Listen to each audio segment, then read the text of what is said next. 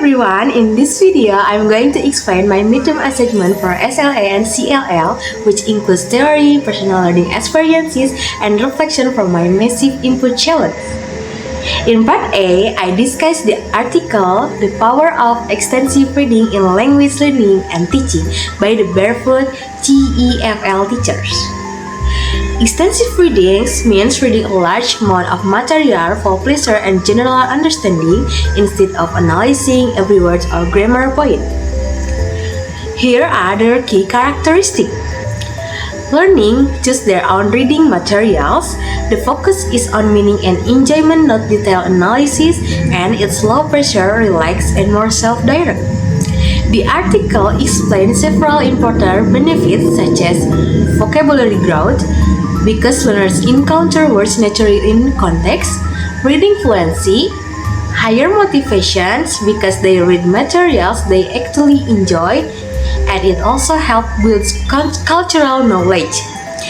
These ideas strongly connect to Crancher Input's hypothesis, especially the idea of comprehensible input and the effective filter.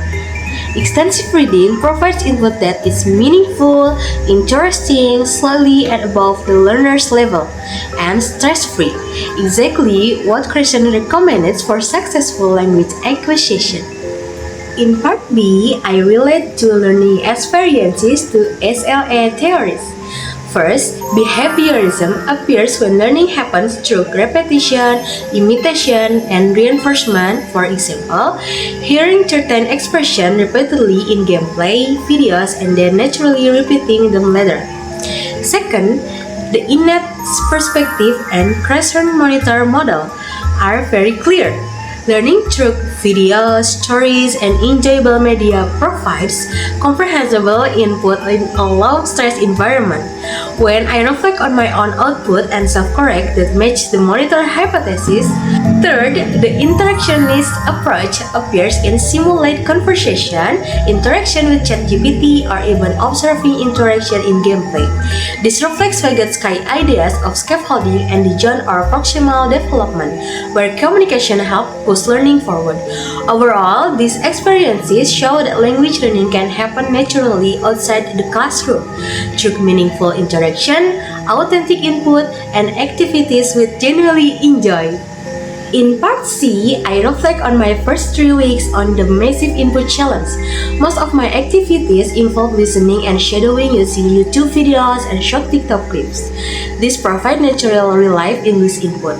My experience fits Crescent Input hypothesis because the videos gave me input that was slightly above my level but still understandable. I also experienced the effective filter hypothesis. For example, shadowing a fast TikTok video made me nervous and blocked my understanding at first, showing how stress can affect intake. There was also some monitoring because while shadowing, I became more aware of my pronunciation and tried to self-correct. Overall, I learned that massive input improves familiarity and confidence.